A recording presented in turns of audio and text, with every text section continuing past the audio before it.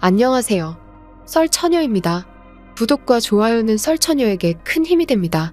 저는 70대 여성입니다. 과거에 가난한 집안과 식구들을 먹여 살리기 위해 어쩔 수 없이 부잣집에 시집 갈 수밖에 없었던 저의 사연을 보냅니다. 지금은 웃으며 이야기할 수 있지만 그 시절엔 정말 힘들었습니다. 무시와 구박 속에서 버틴 이야기 지금 들려드립니다. 제 입으로 말하긴 그렇지만 저는 동네에서 가장 예쁘다고 소문날 만큼 훌륭한 외모를 가지고 있었습니다. 하지만 항상 어두운 내면이 있었습니다. 그건 바로 가난입니다. 음주와 도박으로 가장이라고 할 수 없는 아버지, 매일 같은 폭력에 우시는 어머니, 그리고 남동생, 이렇게 내 식구는 단칸방에 살았고 사채업자들이 수시로 찾아와 하루하루 불안에 떨며 살았습니다. 20살이 된 어느 날 집에 중매쟁이가 찾아왔습니다. 따님의 외모가 옆 동네까지 소문이 흘러 직접 확인하러 왔다면서 말이죠. 중매쟁이는 따님을 원하는 집안이 있는데 조건이 아주 좋다고 어머니께 이야기를 시작했습니다. 당연히 어머니는 자신의 딸은 물건이 아니라고 중매쟁이를 내쫓았습니다. 그날 밤 아버지는 이 내용을 어떻게 알게 된 건지 돈 욕심에 당연히 보냈어야지 하며 어머니에게 또 폭력을 쓰기 시작했고 그 소리에 옆에 있던 저도 내용을 알게 됐습니다.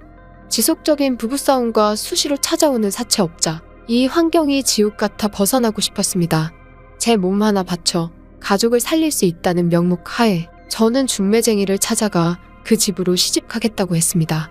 그렇게 시작된 결혼 생활. 소문대로 남편의 집안은 엄청난 부잣집이었습니다.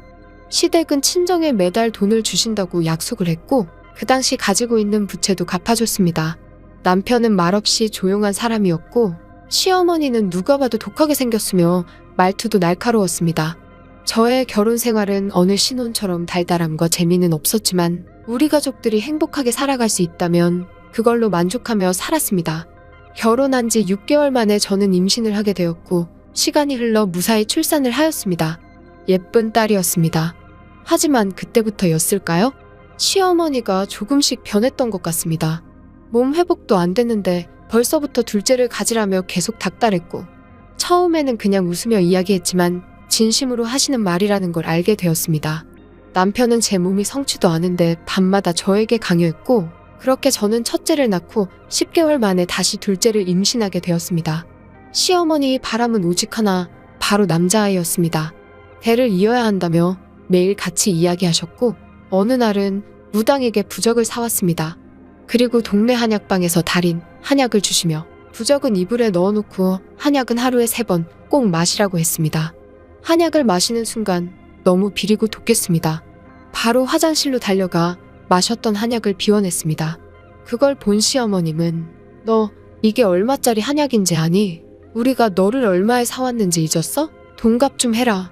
얼굴만 반반하지. 아주 빈깡통이구만. 너 똑바로 안 하면 니네 부모한테 준 돈이랑 매달 주고 있는 돈 모두 토해낼 줄 알아라. 무섭게 이야기했습니다. 이런 선택을 한 제가 멍청했죠. 죽고 싶을 만큼 후회했지만 불쌍한 우리 엄마 때문이라도 입을 막아가며 참고 마셨습니다. 그렇게 드디어 둘째를 출산하게 됐습니다. 다행히도 둘째는 남아였습니다.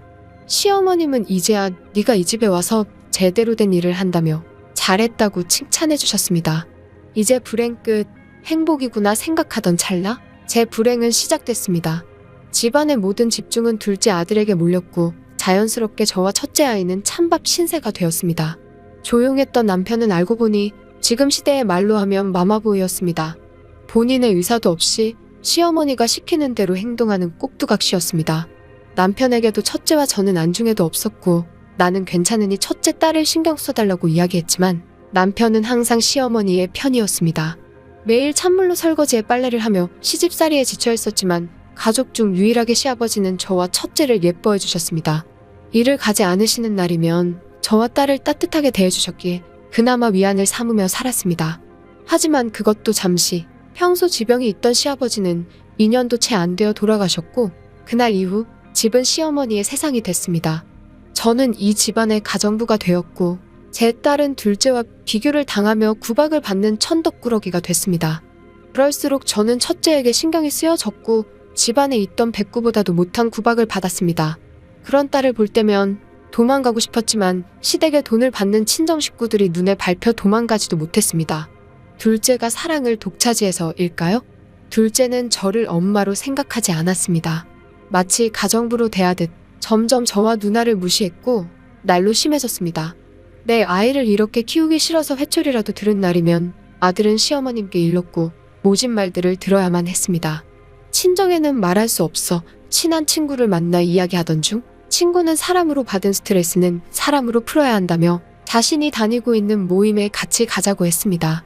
남편에게는 나도 취미를 가지고 싶다고 이야기했고 남편은 시어머님한테 허락받으면 자기도 좋다고 이야기했습니다.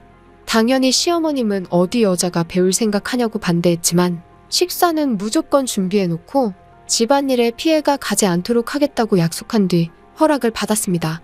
결혼하고 처음으로 하는 외출에 설렘과 기대감이 가득했습니다.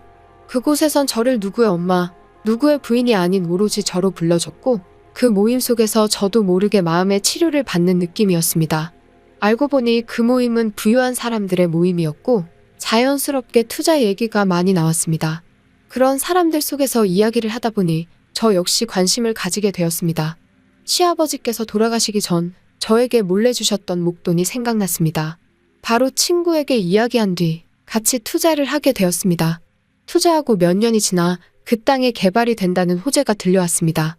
땅값은 미친 듯이 올라 몇 배의 큰 수익을 얻게 되었습니다.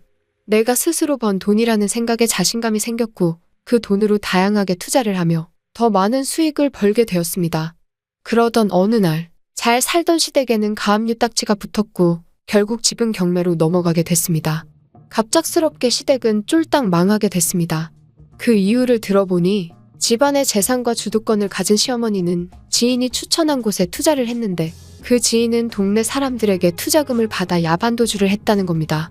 시어머니는 살림만 하다가 돈을 벌 수 있다는 말에 홀려 투자했던 겁니다. 또한 평소 무능력하고 한량인 아들이 동네 사람들 입방아에 오르니 가게를 하나 차려주고 운영을 해보라고 했습니다. 가지고 있던 현금은 투자를 해서 시어머님은 땅과 집을 담보 잡아 대출을 받았습니다. 그 가게가 잘 될 일이 있겠습니까? 세상 물정 모르는 남편은 친구를 직원으로 채용했는데 횡령은 물론 나중엔 회사까지 뺏겼죠. 그렇게 한순간 시댁은 바닥으로 추락했습니다. 남편은 제가 투자로 돈을 벌고 있던 사실을 알고 있었습니다. 시어머니와 남편은 저를 붙잡아 집은 우선 살리고 봐야 하지 않겠냐고 이야기했습니다. 당연히 싫다고 이야기했습니다. 시어머님은 그동안 내가 너네 집에 가져다 준 돈이며 빚도 갚아줬고 너 먹이고 키워준 돈도 있지 않냐? 그거 내놓으라고 소리쳤습니다.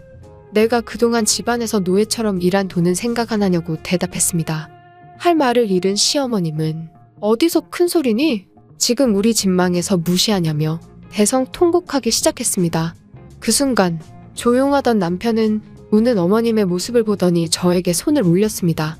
뺨을 맞으니 정신이 바짝 들었습니다.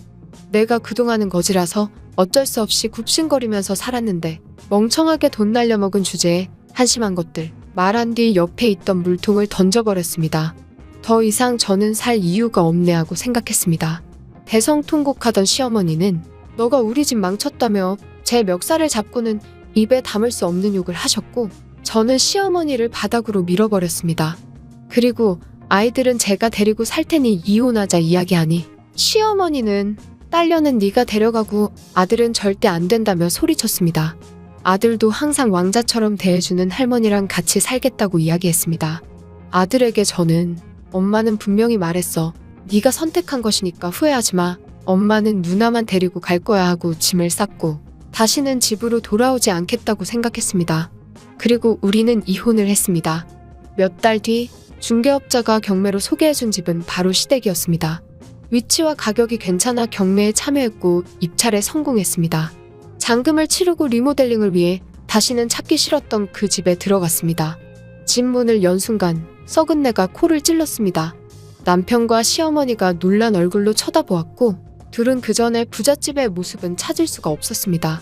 둘의 모습은 마치 노숙자 같았습니다. 둘째는 저를 보고 엄마 하며 달려왔고 제가 잘못했어요. 잘할게요. 엄마 같이 살고 싶어요. 하며 울고 불고 했습니다.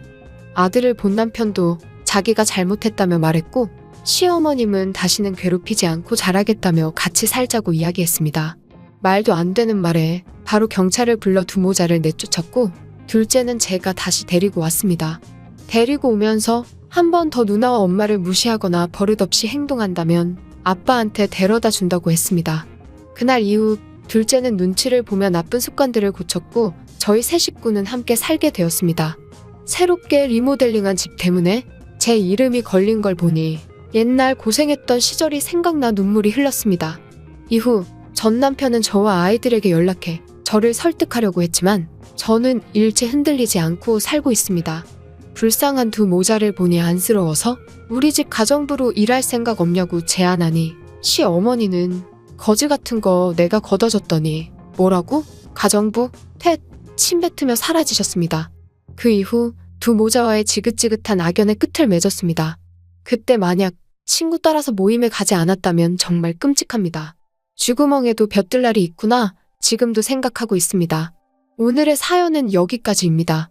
긴 사연 끝까지 들어주셔서 감사합니다. 구독과 좋아요는 썰처녀에게 큰 힘이 됩니다.